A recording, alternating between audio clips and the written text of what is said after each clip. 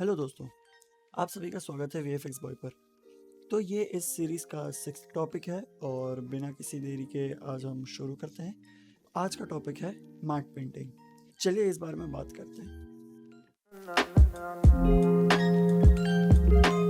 तो mat painting एक ऐसी टेक्निक है जिसे फिल्म, टेलीविज़न और विजुअल इफेक्ट्स में यूज़ किया जाता है। लेकिन क्या आप जानते हैं कि मैट पेंटिंग असल में है क्या? चलिए पहले मैट पेंटिंग की हिस्ट्री समझते हैं और जानते हैं कि असल में मैट पेंटिंग है क्या। तो दरअसल मैट पेंटिंग एक प्रोसेस है जहां एक आर्टिस्ट रियलिस्टिक या इमेजिनेटिव लैंडस्केप, बैकग्राउंड या एनवायरनमेंट को पेंट करता है। इसे विजुअल इफेक्ट्स में जो चीज़ें रियल लाइफ में नहीं होती उसकी कॉपी करते हैं, जैसे कोई भी एक एनवायरनमेंट, क्योंकि कई बार एक लोकेशन पर शूट करना पॉसिबल नहीं होता। जैसे कि कोई एक सबसे बिजी शहर जहाँ कोई एक शॉट हो, जहाँ कोई एक एक्टर का एक्शन सीक्वेंस हो जिसमें ढेर सारा एक्सप्लोजन, फायर और तेज़ गाड़ियाँ दौड़ रही हूँ। असल में तो ये एक्चुअल जगह पर शूट करना पॉसिबल होगा नहीं, क्योंकि आसपास काफ़ी लोग होंगे, सिक्योरिटी रीजंस होंगे एंड हादसे भी हो सकते हैं। तो इसी रीज़न की वजह से उसी सेम लोकेशन का मैट पेंटिंग बनाया जाता है, जो कि एक्चुअल लोकेशन जैसा बिल्कुल सेम होता है। मैट पेंटिंग की शुरुआत दरअसल फिल्म इंडस्ट्री में 20th सेंचुरी से शुरू हुई थी।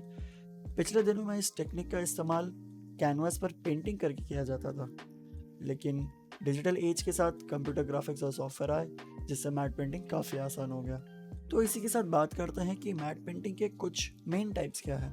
तो पहला है ट्रेडिशनल मैट पेंटिंग। जैसे कि हमने बताया कि पिछले टाइम में कैनवास पर एक्चुअली पेंटिंग किया जाता था, तो ये एक ट्रेडिशनल मैट पेंटिंग टेक्निक हुआ करता था जिसमें फिजिकली पेंट और ब्रश का यूज़ होता था। जो भी एक एनवायरनमेंट होती, सीन होती या डायरेक्टर के विजुअल्स के हिसाब से होती, वो पेंट की जाती थी। दूसरा है डिजिटल मैट पेंटिंग। ये आज की काफ़ी पॉपुलर टेक्निक है जिसमें डिजिटल पेंटिंग सॉफ्टवेयर्स के थ्रू की जाती है, जिसमें आर्टिस्ट डिजिटल टूल्स और टेक्निक से वर्चुअल लैंडस्केप्स और एनवायरनमेंट क्रिएट करता है। थर्ड है सेट एक्सटेंशन। ये काफ़ी पॉपुलर और ज़्यादा यूज़ होने वाली टेक्निक है। ये काफ़ी सारे फिल्में और टेलीविज़न में यूज़ होता है, जहाँ की कोई एक एग्जिस्टिंग सेट, यानी कि जो एक सेट जो ऑलरेडी बनाया हुआ है फिज़िकली, उसको डिजिटली एक्सटेंड किया जाता है। यानी कि रिक्वायरमेंट के हिसाब से एक फिज़िकल सेट ऑलरेडी है जहाँ आपने शूट किया है और उसी को एक्सटेंड किया जाता है 3D के ज़रिए। चौथा है DMP, यानी कि डिजिटल मैट पेंटिंग। DMP में आर्टिस्ट असल में 3D मॉडल्स और टेक्सचर्स से काफ़ी रियलिस्टिक और डिटेल्ड मैट पेंटिंग्स बनाते हैं। इसमें डिजिटल सॉफ्टवेयर और कंपोजिटिंग टेक्निक्स का भी इस्तेमाल होता है। तो आइए जानते हैं कि कौन कौन से सॉफ्टवेयर्स मैट पेंटिंग के लिए इस्तेमाल होती हैं, जो कि एक इंडस्ट्री स्टैंडर्ड है, और ऐसे कौन से सॉफ्टवेयर हैं जिससे आप मैट पेंटिंग सीख सकते हैं। तो इसमें नंबर 1 पे आता है एडोबी फोटोशॉप। ये एक काफ़ी ज़्यादा यूज़ करने वाला सॉफ्टवेयर है जिसमें आप डिजिटली मैट पेंटिंग या अपने खुद के सीनिक एनवायरनमेंट्स बना सकते हैं। ये काफ़ी पावरफुल टूल है इमेज मैनिपुलेशन या डिजिटल पेंटिंग या कंपोजिटिंग के लिए। इसके काफ़ी वैरायटी के ब्रश लाइब्रेरीज है और ये लेयर बेस्ड वर्क फ्लो है, तो ये एक काफ़ी बढ़िया चॉइस है मैट पेंटिंग आर्टिस्ट के लिए। दूसरा है ऑटोडेस्क माया। तो जैसे कि हम सभी जानते हैं कि ये एक 3D एनिमेशन टूल है और मॉडलिंग सॉफ्टवेयर है, पर माया में एक बहुत ही बेहतरीन टूल है जिससे आप 2D पेंटिंग और टेक्सचरिंग भी कर सकते हैं। तो आर्टिस्ट अपने कैपेबिलिटीज़ के हिसाब से काफ़ी डिटेल्ड मैट पेंटिंग बना सकते हैं, जिसमें वो 3D एलिमेंट्स भी यूज़ कर सकते हैं, 3D मॉडल्स भी यूज़ कर सकते हैं, और वो दोनों का इस्तेमाल एक साथ, यानी कि 2D और 3D का एलिमेंट एक साथ कंबाइन करके बहुत ही बेहतरीन आउटपुट बना सकते हैं। थर्ड है न्यूक। तो न्यूक बेसिकली एक कंपोजिटिंग सॉफ्टवेयर है जो कि इंडस्ट्री स्टैंडर्ड है और काफ़ी वाइडली पॉपुलर है एंड यूज्ड है। तो इसमें जैसे कि बहुत सारे टूल्स अवेलेबल है फॉर कंपोजिटिंग, बट इसमें ऐसे भी कोई फीचर्स है जिसमें आप काफ़ी रियलिस्टिक एनवायरनमेंट बना सकते हैं, मैट पेंटिंग कर सकते हैं। तो आप इसमें 2D और 3D का कॉम्बिनेशन करके एक बेहतरीन रियलिस्टिक एनवायरनमेंट बना सकते हैं। फोर्थ है कोरल पेंटर। तो कोरल पेंटर एक डिजिटल पेंटिंग सॉफ्टवेयर है, स्पेशली बनाया गया है आर्टिस्ट के लिए। काफ़ी wide range of realistic brushes और पेंटिंग टूल्स है जिससे ये काफ़ी पॉपुलर है आर्टिस्ट के बीच, क्योंकि इसकी मदद से काफ़ी डिटेल्ड और एक्सप्रेसिव मैट पेंटिंग्स बनाया जा सकता है। फिफ्थ है क्रेटा। तो क्रेटा एक फ्री और open source digital painting software है जो कि हाल ही में काफ़ी पॉपुलर हुआ है आर्टिस्ट के बीच। तो इसमें भी काफ़ी extensive set of brushes and painting tools available है फॉर मैट पेंटिंग। ये काफ़ी एक फ्लेक्सिबल प्लेटफॉर्म है जिसमें आप क्वालिटी मैट पेंटिंग्स बना सकते हैं। सिक्स्थ है substance painter.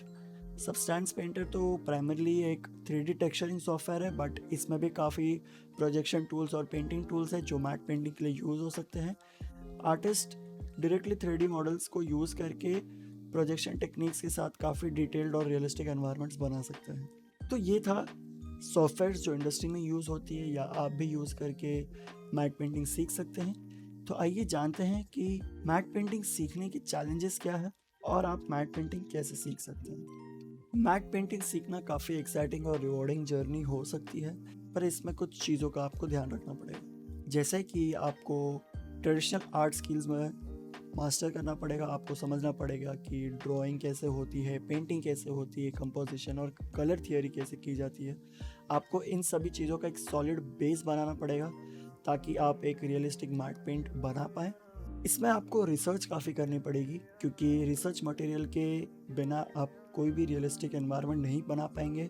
Close to detailed चीज़ें कि असल में रियल लाइफ रेफरेंसेस कैसी होती हैं, रियल में ये चीज़ें कैसी दिखती हैं, आपको वो सारे फोटोग्राफ्स, पेंटिंग्स, मूवीज़, जितने भी टाइप के आप रेफरेंसेस ले सकते हैं, आपको उसमें लाइटिंग एनालाइज करनी पड़ेगी, पर्सपेक्टिव, टेक्सचर्स, जो भी पॉसिबल है, जो आपको हेल्प कर सकता है एक रियलिस्टिक आउटपुट अचीव करने में। आपको काफ़ी सारे डिजिटल टूल्स और सॉफ्टवेयर सीखने पड़ेंगे। ये एक ऐसा टॉपिक है जहाँ सिर्फ आप एक सॉफ्टवेयर सीखकर मैट पेंटिंग नहीं सीख सकते। इसके लिए आपको कंबाइंड काफ़ी सारे सॉफ्टवेयर्स का नॉलेज रखना पड़ेगा ताकि आप अपने वर्क फ्लो को एनहांस कर सके और काफ़ी अच्छी तरीके से अपने काम को ब्लेंड कर सके। इसमें और भी डिफ़िकल्टीज ऐसी है कि आपको पर्सपेक्टिव और लाइटिंग का काफ़ी ध्यान देना पड़ेगा, क्योंकि अगर पर्सपेक्टिव और लाइटिंग ठीक नहीं होगी तो शायद आपका मैट पेंटिंग उतना रियलिस्टिक ना लगे।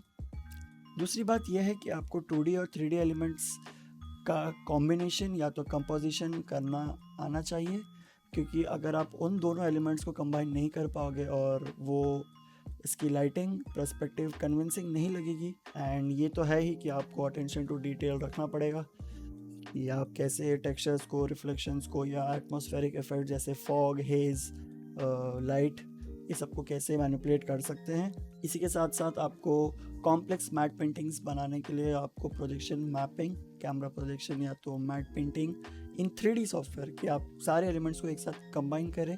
तो यही सारे टेक्निक्स और तरीके आपको मास्टर करनी पड़ेगी। मास्टर भी नहीं कह सकते, बट आपको आना चाहिए। आपको ज़रूरी है कि आप समझें वो चीज़ें कैसे काम करती हैं। आपको और कुछ नहीं, सिर्फ प्रैक्टिस और डेडिकेशन चाहिए, तो आप बिल्कुल सीख सकते हैं ये सारी चीज़ें। मैट पेंटिंग सीखना एक कंटिन्यूस प्रोसेस है, तो पेशेंट रहिए, परसिस्टेंट रहिए and be open to learning, क्योंकि इसमें सक्सेस भी होती है, फेलियर भी होती है।